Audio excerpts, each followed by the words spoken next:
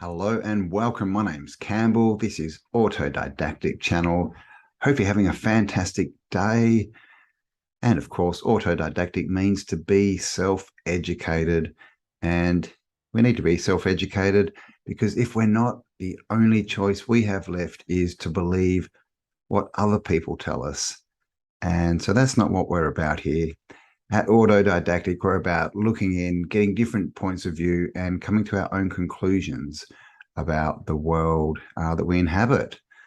So today, I want to get into a story that, well, it's a true story, basically, I guess, but it's about flying machines and this technology of different ways of flying.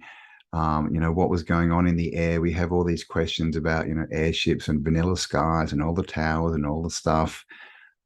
So what really was going on? Because, one thing I think about is the 1700s were, everything was so amazing, right? All the carriages, horse carriages were just so ornate, and all the art and all the clothes and everything.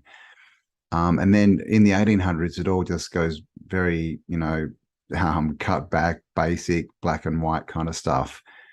Now, if we had those airships in the 1800s, I wonder what we had in the 1700s, right? They tell us we'd had nothing, but they had air laws back in the mid 1700s. So there was something going on. So let's get in and have a look at the Sonora Aero Club.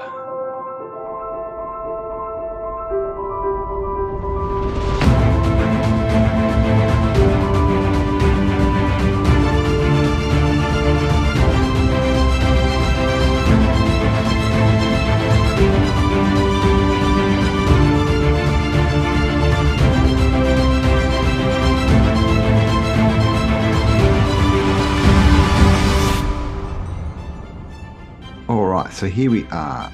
This is Mysterious Universe, the strange mystery of the Sonora Air Club, Sonora Aero Club.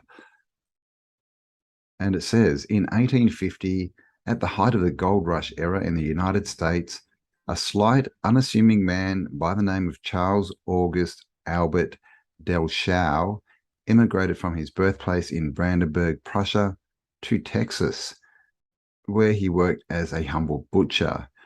He would go on to marry and have 3 children, finding other odd jobs over the years, such as a farmer, sales clerk, blah, blah, blah. Now, basically, it says, he had quite a tragic life. His first wife and children died, and then his second wife died, and he lost more children. But basically, he ended up living till he was 93, and he died in 1923. And it says, by which time he had amassed over 5,000 ink drawings and watercolor paintings, as well as hundreds of pages of journal entries. It would have been considered a relatively ordinary life, with no one thinking much of his hobbies and his work forgotten. But this all completely changed many decades later when his work came to light. Because you see, no one knew. He basically turned into a recluse. And in his later years, no one really knew what he was doing, right? And then he died in 1923, and then in the 60s, the house which he lived in caught fire, but his descendants were living in the house. And so when they were ripping stuff out of the house, when it was on fire to save stuff, they ended up finding 12 large scrapbooks, and they composed over 2,000 double-sided pages of drawings, watercolor paintings, and collages, all depicting an eclectic mix of all manner of fantastical aeroplanes, airships, and other aircraft and the likes of something out of a fantasy story, all remarkably intact after the fire. Although it was all very interesting, the family went to throw them away, still not realizing the significance of it all. And if it weren't for an eagle-eyed antiques and used furniture dealer by the name of Fred Washington, they would have once again been lost to history. And I mean, I wonder how much, stuff went that way, right? And then he basically bought them, put them on sale. He promptly stashed them away to collect dust under the carpets. It wouldn't be until 1968, so 8 years later, They would take on a whole new strange, like when an art student named Mary Jane Victor stumbled across the book and put it on display. And basically, people saw these pictures that we're going to have a look at in a minute.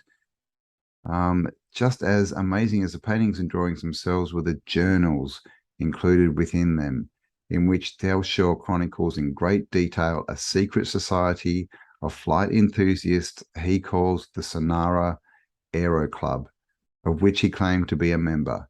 The group is described as having around 60 members, possibly more, who would meet regularly in an isolated town of Sonora, California, to discuss new flight inventions and work on innovative designs for the amazing and improbable aircraft pictured in the illustrations, and even to test them out in flight in the mountains and nearby desert. So this back in the 1850s. Blah, blah, blah. In these weird writings, Dalshaw portrays himself as more of a chronicler, illustrator, and draftsman for the group rather than an actual inventor. His impressive drawings were very cool. And what inventions were these? As according to Dalshaw, they had managed to create navigable aircraft in a time before airplanes, with advanced motors and all manners of sophisticated aeronautical technology well before its time, and even an anti-gravity substance referred to as lifting fluid, or also known as soup or soup. Now, that's interesting, right? Lifting fluid. Could that be mercury, right? The Vimanas from the Vedic tradition talk about using mercury in gyroscopes to get to get levitation. And also a revolutionary type of long-lasting anti-gravity fuel, which is levitation, called NB gas. According to him, the club went through great lengths to protect their secrecy, wearing disguises, having aliases, using codes, some of which were in Dalshaw's own notes, and hiding their designs well. Dalshaw tells of the club's adventures flying these machines over the California landscape and goes into some details about how some of them worked, displaying surprisingly advanced concepts for their time. And he explains that the club disbanded only when the creator of their anti-grav fuel, Peter Menace, died and took the secret formula to his grave.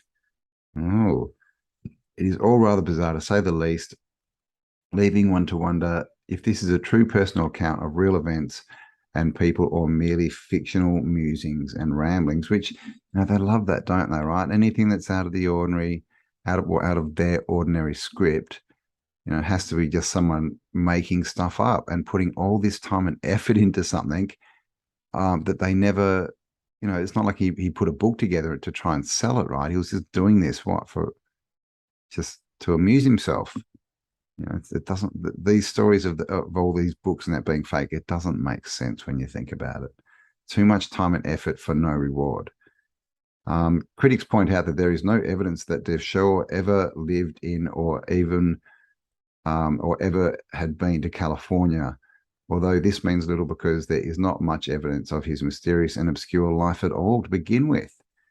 This is 1850s, right? People didn't have birth certificates back then. So, that means nothing. The world at the time was just, here you go, a lowly butcher and an accountant and a grumpy old man.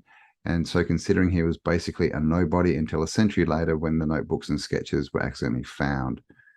So this is all really, of course, them just saying, it can't be real. It can't be real because we have no explanation for it. One more fringe idea is that people indeed did witness these experimental flying craft, and that they were the origin of a flap of bizarre UFO sightings in that area during the years the group was supposedly most active.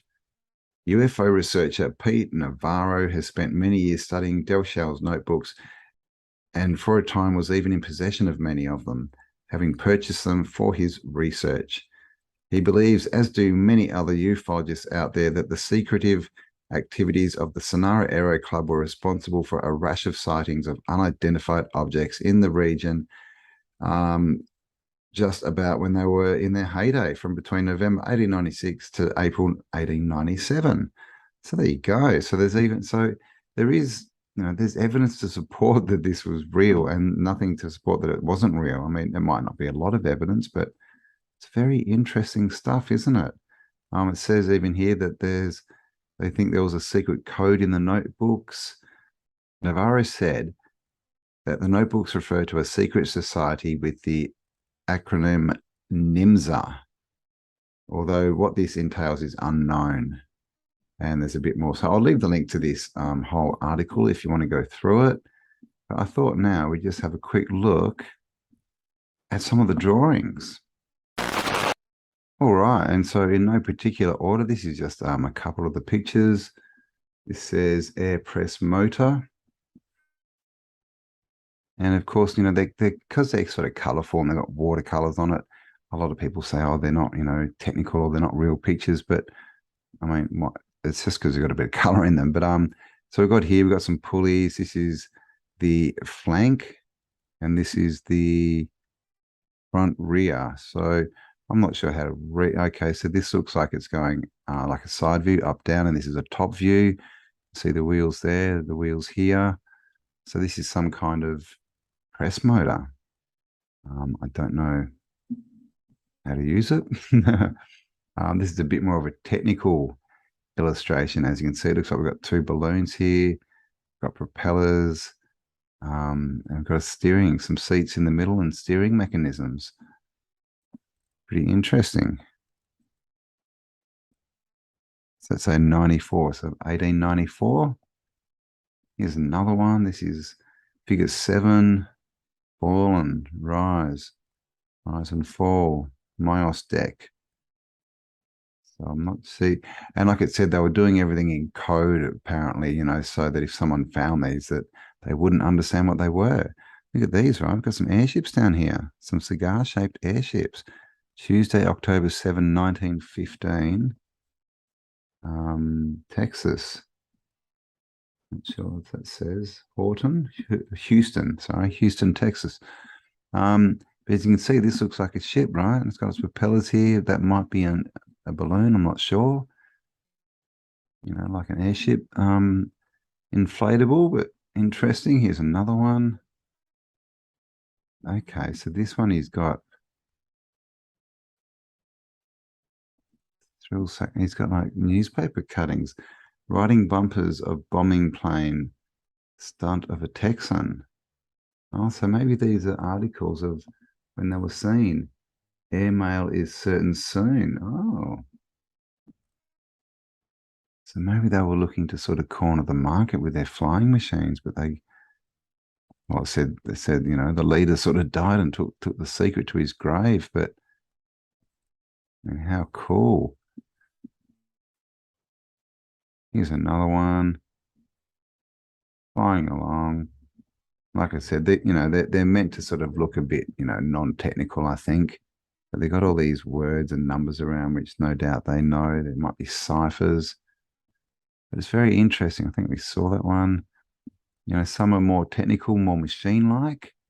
Like this, it's sucking in air, spinning it around, pumping it, jumping it up again, and running it through something. I don't know.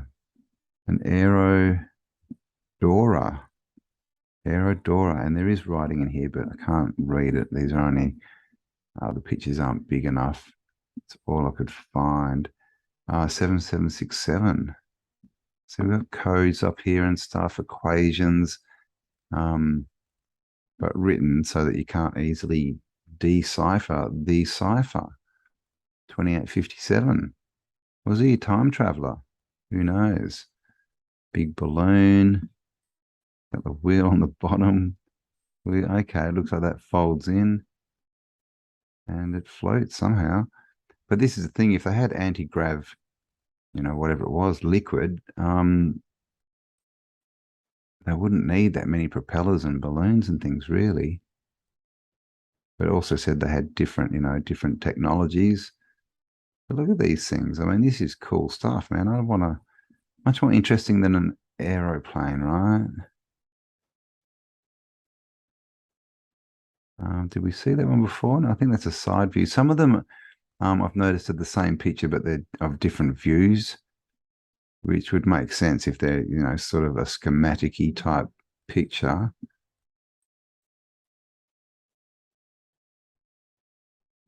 And it's like this. So it shows you this wheel. Is it saying it's this part? Maybe. Not sure. Looks like some kind of piston. All sort of very steampunky too, right? 2005. Was he a time traveler? Who knows, right? All this talk about alternative timelines. I think we've seen that one. Look at that. Don't know what's going on there. Looks like gosh knows. Something, lots of pulleys. Here's another one. So yeah, so what do you think, guys? They've got the story, they've got the pictures, they've got the books.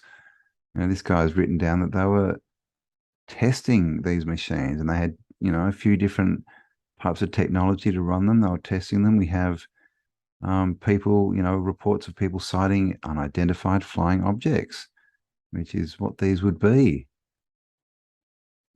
And there's not really much to refute it. And of course, we know what they do. If they do find this kind of tech, they just steal it for themselves, right?